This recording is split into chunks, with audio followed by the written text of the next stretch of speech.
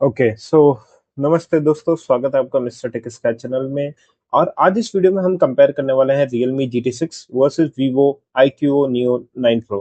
और इसको लॉन्च हुए दोनों फोन को एक साल हो चुका है और ये एकदम सही प्राइस पॉइंट रेंज पे है अभी कंपैरिजन करने की, क्योंकि अगर मैं Realme GT6 की बात करूं तो ये अप्रोक्सीमेटली 29,000 मतलब 28,999 का एट प्रेजेंट सेल हो रहा है। और Vivo iQOO Neo 9 Pro की मैं बात करूं तो अप्रोक्सीमेटली आपको 33,000 मतलब 32,640 रुपए के आसपास आपको ये फ्लिपकार्ट के ऊपर मिल जाएगा। ओके, तो सबसे पहले हम मेन पॉइंट ऑफ देख लेते हैं स्पेसिफिकेशन, क्या इसमें मेजर डिफरेंस है। अब प्राइस रेंज के हिसाब से वीवो आईक्यू महंगा है, तो मैं ये एक्सपेक्ट करता हूँ कि यहाँ पे इसको स्टैंड आउट करना चाहिए रियलमी GT6 से। ओके, और पूरी वीडियो में हो सकता है हम इस GT6 को रियलमी नाम से डिनोट करें और यहाँ पे हम इसको iQOO या फिर 9 प्रो के हिसाब से डिनोट करें। ओके, तो सबसे पहले हम यहाँ पे यही देख लेते हैं। अगर वेट की बात करें तो ये 196 और 190 अप्रोक्सीमेटली, इसके बीच में जो है ना 3 ग्राम का डिफरेंस है, क्योंकि ये 199 का है और ये 196 ग्राम का है, तो मेजर आपको कुछ भी डिफरेंस नहीं दिखेगा। हाँ, ये थोड़ा एक थिकनेस वाइज थोड़ा सा बड़ा 0.6 mm, क्योंकि ये 8.6 mm थिकनेस है और इसका आप देखोगे तो 8 mm का थिकनेस है। एंड्रॉइड 14 दोनों इन हाउस या फिर कह सकते हैं इनबॉक्स आता है, क्योंकि ये लॉन्च साल भर पहले हुआ है और उस टाइम एंड्रॉइड 14 ही था।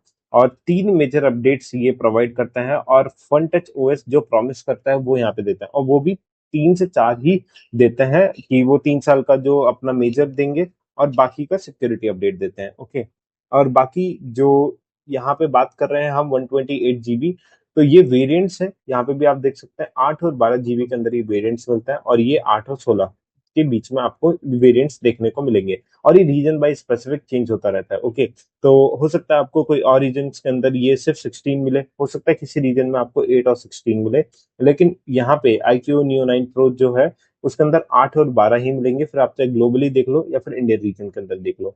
ओके, साइज डिफरेंस कुछ भी नहीं है, स्क्रीन साइज, और हम यहाँ पे सिर्फ मेन पॉइंट कवर करना है। बाकी की चीजें ये ऑलरेडी यहाँ पे बहुत डिस्कस हो चुकी है, पूरा आप देखोगे तो हर वीडियोस के अंदर कहीं ना कहीं आपको वो देखने को मिलेगा। लेकिन हम देखेंगे कि इसके अंदर एक्चुअल डिफरेंस क्या है जो इसको स्टैंड आउट बनाते हैं एक दूसरे से। तो सबसे पहला जो इनके अंदर डिफरेंस है वो है इनकी बिल्ड क्वालिटी या फिर कह सकते हैं प्रोटेक्शन। आप यहाँ का प्रोटेक्शन देखिए, ये क्या यूज कर रहा है, गोरिल्ला ग्लास विक्टस 2, और यहाँ पे क्या यूज करी है, स्कॉच सेंसेशन अप। ये दूसरी कंपनी है, दोनों ही अलग कंपनी है। अब मैं ये बोलना चाहूंगा कि गोरिल्ला ग्लास विक्टस 2 जो है वो बहुत अच्छा है इन कंपैरिजन टू दिस।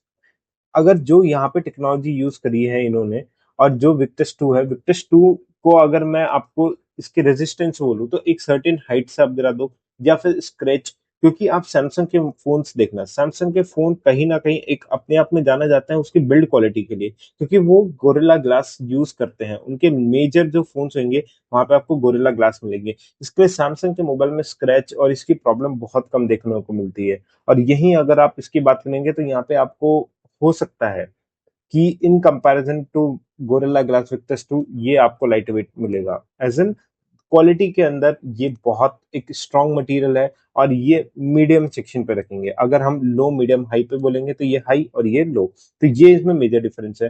प्लस एक और इसमें बहुत ही अच्छी चीज है, प्राइस कम होने के बाद भी इसमें डॉल्बी विजन आता है विद HDR10+, और यहाँ पे सिर्फ HDR10+ आता है। और इसकी आप ब्राइटनेस भी देखोगे तो 6000 निट्स की पीक ब्राइटनेस है और यहाँ पे 3000। एक आपको डिफरेंस यहाँ पे जरूर देखने को मिलेगा कि 120 हर्ट्स का है और ये 144 हर्ट्स का है। यहाँ पे मैं एक बात क्लियर कर देता हूँ, 144 हर्ट्स जो है वो सिर्फ और सिर्फ गेमिंग के लिए है। ये 144 हर्ट्स आपको नॉर्मली यूज करने को नहीं मिलेगा। अगर आप गेम खेल रहे हैं तो ही आपको ये 144 हर्ट्स मिलेगा, अदरवाइज नॉर्मल यूज में आपको 120 ही मिलने वाला है।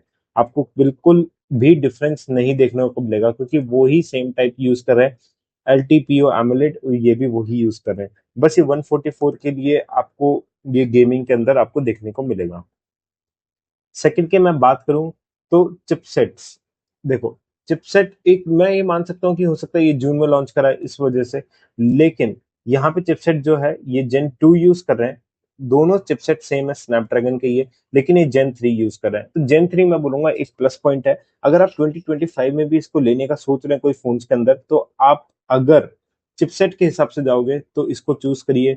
अगर ग्लास के हिसाब से जाते हो प्रोटेक्शन, तो आप इसको चूज करिए। तो 2 पॉइंट्स मैं यहाँ पे देना चाहूंगा, जो अभी तक हमने 2 पॉइंट्स डिस्कस करे। ओके, एक और इसके अंदर पॉइंट मैं आपको मेंशन करना चाहूंगा। मेरे को ये बिल्कुल नहीं समझ में नहीं आया कि यहाँ पे IP54 का क्या सेंस है। अगर आप 33,000 रुपये कोई फोन का ले रहे हो, तो IP64 तक तो एटलीस्ट दो। यहाँ पे IP65 मिलती है और यहाँ पे 54, इससे अच्छा नहीं देते तो ज्यादा अच्छा रहता है। ओके, और इसकी बिल्ड क्वालिटी दोनों ही जो है प्लास्टिक फ्रेम के आते हैं। बाकी एक के अंदर आपको एल्यूमिनियम मिलेगा इसके अंदर, बट हाँ, मेन अगर देखोगे तो इसका प्लास्टिक फ्रेम ही है दोनों का। और ये बैग जो है ना, उसका सिंथेटिक आपको लेदर मिलेगा। ओके, तो ये एक यहाँ पे डिफरेंस है। ओके, सेकंड के मैं बात करता हूँ कैमरे की। ओके, तो यहाँ पे ट्रिपल कैमरा है और यहाँ पे सिर्फ ड्यूल कैमरा है, 50 मेगापिक्सल। ओके, और यहाँ पे भी 50 मेगापिक्सल।